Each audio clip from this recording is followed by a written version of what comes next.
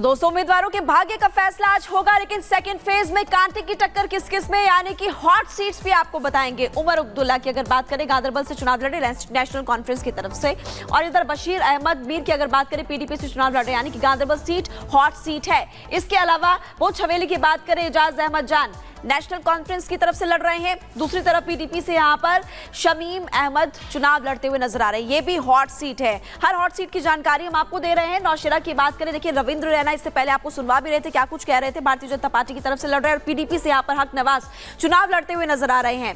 देखिए second phase में 239 उम्मीदवार है, 25 लाख से ज्यादा मतदाता। बड़गाम में खुद उमर अब्दुल्ला, देखा आपने किस तरह से इस बार बयानबाजी करते हुए नजर आए थे। नेशनल कॉन्फ्रेंस की तरफ से चुनाव लड़ रहे। पीडीपी की बात करें तो अगर सही चुनाव लड़ते हुए नजर आ रहे हैं इस वक्त। और भी कई हॉट सीट्स है, यहां पर उनकी जानकारी भी आपको एक करके दे रहे हैं। जादिबल की बात करें तो शेख गौहर अली पीडीपी की तरफ से आज चुनाव लड़ते हुए नजर आ रहे हैं। दूसरी तरफ अगर बात करें नेशनल कॉन्फ्रेंस की तो तनवीर सादिक इस सीट से चुनाव लड़ रहे हैं। ये भी हॉट सीट है। हर हॉट सीट की जानकारी हम आपको दे रहे हैं। और देखिए को 239 उम्मीदवार है, लेकिन अब आपको सीधे ग्राउंड जीरो पर लिए चलते हैं। मीनाक्षी इस वक्त हमारे साथ है। मीनाक्षी, आप फर्स्ट फेज में भी थी, खासा उत्साह लोगों में देखने को मिला। आज सेकंड फेज के जो मतदान है वो शुरू हो चुके हैं, कितना उत्साह और क्या लंबी लाइन लगनी शुरू हो चुकी है? बिल्कुल, देखिए अगर हम श्रीनगर की बात करते हैं तो यहाँ की 8 सीटें हैं जहाँ पर अभी मतदान हो रहे हैं। और अगर 6 जिलों की 26 सीटों की बात करते हैं तो उसमें 15 कश्मीर क्षेत्र की आती है और 11 जम्मू क्षेत्र की आती है। अब श्रीनगर में हम मौजूद हैं, यहाँ पर लोगों के आने का जो सिलसिला है वो शुरू हो गया है। धीरे धीरे जो वोटिंग है वो शुरू हो गई है, लोग पहुँच रहे हैं और अपना मताधिकार का जो प्रयोग है वो करते हुए नजर आ रहे हैं। आपको बता दें कि इसके पहले यहाँ जम्मू कश्मीर क्योंकि लगातार वोटों का बहिष्कार किया जाता था, लेकिन इस बार ऐसी स्थिति नहीं है, इससे उलट स्थिति है। इस बार मतदान भी दिल खोल करके किया जा रहा है और लोग भी सुबह सवेरे ही यहाँ पहुंचना शुरू हो गए हैं। लेकिन इसी के साथ तस्वीरें आपको दिखा देते हैं सुरक्षा बलों की भी, जहाँ पर सुरक्षा के भी कड़े इंतजाम किए गए हैं, क्योंकि अब ये जम्मू कश्मीर में चुनाव हो रहे हैं। ऐसे में सुरक्षा की दृष्टि से भी बेहद संजीदगी बरतनी पड़ती है यहाँ पर, लेकिन जो तैयारियां हैं वो खासी की गई है। अब सबसे ज्यादा अगर किसी सीट की चर्चा यहाँ पर हो रही है तो वो हो रही है पूर्व सीएम उमर अब्दुल्ला की सीट की, जो गांधरबल से भी चुनाव लड़ रहे हैं, बड़गाम से भी चुनाव लड़ रहे हैं। और आज सेकंड फेज में दोनों ही सीटों पर मतदान होने वाले हैं। अब ऐसे में वो अपनी सीट बचा पाएंगे या नहीं बचा पाएंगे, उनके पास भी एक बड़ी चुनौती है, क्योंकि अभी जब लोकसभा के चुनाव हुए थे, बारामूला से वो खड़े थे, तब उन्हें इंजीनियर राशिद ने 2 लाख वोटों से हरा दिया था। अब 2 सीटों पर खड़े होकर के क्या वो इस बार जीत पाएंगे, क्योंकि इंजीनियर राशिद उस वक्त भी जेल में थे। गांधरबल की जिस सीट से वो खड़े हुए वहां उन्हें कड़ी टक्कर मिल रही है, और जो प्रत्याशी उन्हें कड़ी टक्कर दे रहा है वो भी जेल में है। अब बात अगर हम बड़गाम सीट की कर लेते हैं, जो वो दूसरी सीट है जहाँ से उमर अब्दुल्ला खड़े हुए हैं।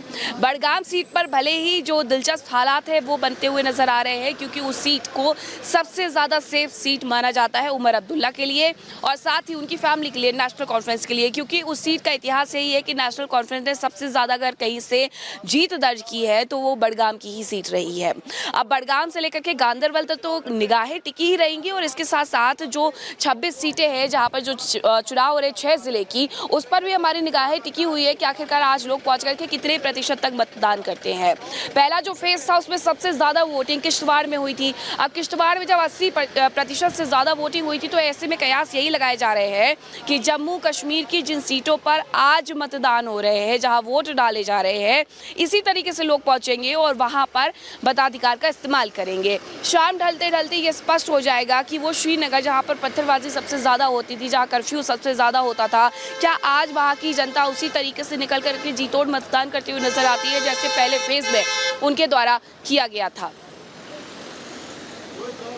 बिल्कुल, देखिए सीटें काफ़ी हॉट है जिस तरीके से आप जानकारी दे रही हैं, और सबकी निगाहें भी टिकी हुई है कि कौन बाजी मारता है। लेकिन ज़रा ये बताइए, क्योंकि देखिए फर्स्ट फेज़ का चुनाव आपने कवर किया, दूसरे फेज़ की आज बारी है, लेकिन क्या मुद्दे हैं? क्या 370 या फिर 35A जनता का सबसे अहम मुद्दा है, या फिर स्थानीय मुद्दों को लेकर जनता वोट डालने के लिए पहुंच रही है? बिल्कुल, देखिए कहीं ना कहीं थोड़ी बहुत आवाज़ें इस बारे में सुनने को ज़रूर मिलती है 370 और 35A को लेकर के, लेकिन कहीं लोग भूल भी गए हैं, उनको विकास दिखाई दे रहा है। हम किसी भी गांव में जाते हैं, हम हर विधानसभा को कवर कर रहे हैं और इस दौरान लोग हमसे बस यही कहते हैं कि हमें समस्या रोजगार की है। रोजगार नहीं होने की वजह से जो यूथ है वो डिप्रेशन की तरफ बढ़ रहा है, ड्रग्स की तरफ बढ़ रहा है और ऐसे में अब बस हमें रोजगार चाहिए। और यही वजह वो बताते भी है कि हम बाहर निकल करके मतदान इसलिए कर रहे हैं क्योंकि एक लंबे वक्त से हमारे पास हमारी सरकार नहीं थी, हमारा नेता नहीं था। अब हमारी सरकार होगी, हमारा नेता होगा, हमारे मुद्दे होंगे तो हम उसे बेहतर तरीके से सुलझा भी पाएंगे, अपनी जो मांगे हैं वो भी बेहतर तरीके से रख पाएंगे। 370 और 35A को लेकर के लोग उतना बात करते हुए नजर नहीं आते हैं जितना बात करते हुए नजर आते हैं बेरोजगारी को लेकर के, रोजगार को लेकर के, बिजली पानी की समस्याओं को लेकर के, सड़कों की समस्याओं को लेकर के। हर जगह बस एक ही बात सुनाई पड़ती है कि अभी बेरोजगारी है, महंगाई है और हम उससे जूझ रहे हैं, हमें बस उसी से मतलब है और किसी चीज़ से कोई मतलब नहीं है। लोगों से जब हमने पूछा कि आखिरकार जब आप वोट करने के लिए जाएंगे तो आपके मुद्दे क्या होंगे, तो मुद्दों के नाम पर बस वो यही कहते हुए नजर आ रहे हैं। 370 और 35A का जिक्र करते हुए उस लिहाज से पुनीता नजर नहीं आते हैं। जी ठीक है मीनाक्षी, आपका बहुत बहुत शुक्रिया। दोबारा आपके पास लौटेंगे और अपडेट्स के लिए फिर आप दोबारा तस्वीरें दिखाइएगा, लेकिन कुछ तस्वीरें आपके टीवी स्क्रीन पर है और आज मैदान में कई दिग्गज है, सेकंड फेज और घाटी में जोश देखने को मिल रहा है। लेकिन खबरों में अब आगे बढ़ते हैं, बात करेंगे हिजबुल्लाह के ठिकानों पर किस तरह से इजराइल लगातार ताबड़तोड़ मिसाइल अटैक्स कर रहा है। पहले पेज फिर वॉकी टॉकी की खबर आपने सुनी, धमाके हुए, कई लोगों की जान चली गई, कई लोग घायल हुए, लेकिन अब देख रहे हैं हम कि जमीन से लेकर आसमान तक बमबारी की जा रही है। बिल्कुल, और देखिए इजराइल की तरफ से एक बार फिर से यानी कि मंगलवार को लेबनान में धमाके किए गए हैं, हिजबुल्लाह के ठिकानों को तबाह किया गया। एक बार फिर से आपको रिपोर्ट के जरिए दिखाते हैं कि किस तरीके से इजराइल जो है रुकने वाला नजर नहीं आ रहा है।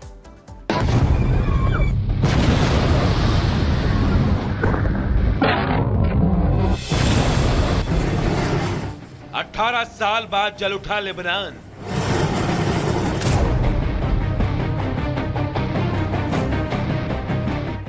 लेबनान बनेगा शमशान।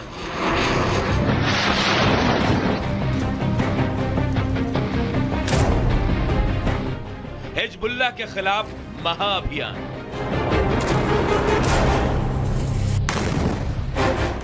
पेजर और वॉकी टॉकी अटैक की वजह से हिजबुल्लाह के होश पहले ही फाख्ता हो गए थे, लेकिन मंगलवार को इजराइल ने लेबनान की धरती पर ऐसा तांडव किया कि हिजबुल्लाह के कमांडरों के ठिकाने पर ही उनकी कब्रगाह बन गई। इजराइल ने लेबनान में इतने बम बरसाए कि हिजबुल्लाह को 18 साल पहले का खौफनाक मंजर याद आ गया। इजराइल ने लेबनान में हिजबुल्लाह के 1600 से ज्यादा ठिकानों को तबाह कर दिया। इजराइल ने दावा किया कि उसने बेरूत में एक हमले में हिजबुल्लाह की मिसाइल और रॉकेट यूनिट के साथ एक शीर्ष कमांडर को मार गिराया है। मारे गए कमांडर का नाम इब्राहिम कोबेसी है। इजराइल के मुताबिक उसकी ओर से लॉन्च होने वाले रॉकेटों के लिए कोबेसी ही जिम्मेदार था। सटीक जानकारी के मुताबिक हमने हिजबुल्लाह के आतंकी ठिकानों पर लेबनान में कई हमले किए जो इजराइल के लिए सीधे तौर पर घातक थे। इजराइल ने अपने हमले में रिहायशी इलाकों के कई घरों को निशाना बनाया। इजराइल का कहना है कि इन हमलों का मकसद उन ठिकानों को तबाह करना था जहां घरों की आड़ में हिजबुल्लाह ने छोटे छोटे रॉकेट लॉन्चर बना रखे थे। इजराइल के सैन्य प्रवक्ता रियर एडमिरल डेनियल हगारी ने एक वीडियो संदेश में इसके सबूत भी रखे। इजरायली सेना का दावा था कि लेबनान में कई घरों के अंदर ऐसे ही रॉकेट मौजूद हैं जो सीधे तौर पर इजराइल के लिए घातक हैं। हिजबुल्लाह के लिए तो अभी खतरा टला नहीं है, बल्कि और बढ़ गया है, क्योंकि एक तरफ तो इजराइल ने हिजबुल्लाह के ठिकानों को बमों से निशाना बनाना जारी रखा हुआ है, तो दूसरी तरफ वो अब तकनीक के रास्ते हिजबुल्लाह के मोबाइल समेत कई यंत्रों को भी निशाना बनाने की तैयारी कर रहा है। दरअसल हिजबुल्लाह का दावा है कि इजराइल ने लेबनान में रेडियो सिस्टम हैक किया है, क्योंकि अचानक वहां के रेडियो नेटवर्क पर इजराइल का मैसेज सुनाई देने लगा, जिसमें लोगों को हिजबुल्लाह के इलाके को खाली करके सुरक्षित जगहों पर जाने के लिए कहा जा रहा है। इजराइल के पीएम बेंजामिन नेतन्याहू का ऐसा एक वीडियो भी सामने आया है।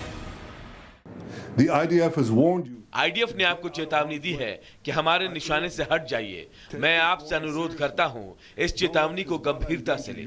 हिजबुल्लाह को आपकी जिंदगी और आपके अपनों की जिंदगी को खतरे में डालने मत दीजिए। हिजबुल्लाह को लेबनान को खतरे में मत डालने दीजिए। हथियारों के सामने से हट जाइए। Safely to your homes. Israel की इस चेतावनी का असर कुछ ही घंटों में बेरूत की सड़कों पर दिखाई देने लगा, जब हजारों की संख्या में लोग अपने घरों को छोड़कर सुरक्षित जगह की तलाश में निकल गए। बेरूत की सड़कों पर लंबा जाम भी लग गया। हमास की एक गलती के बाद गाजा का जो हाल हुआ, उसकी तस्वीर तो दुनिया पहले ही देख चुकी है।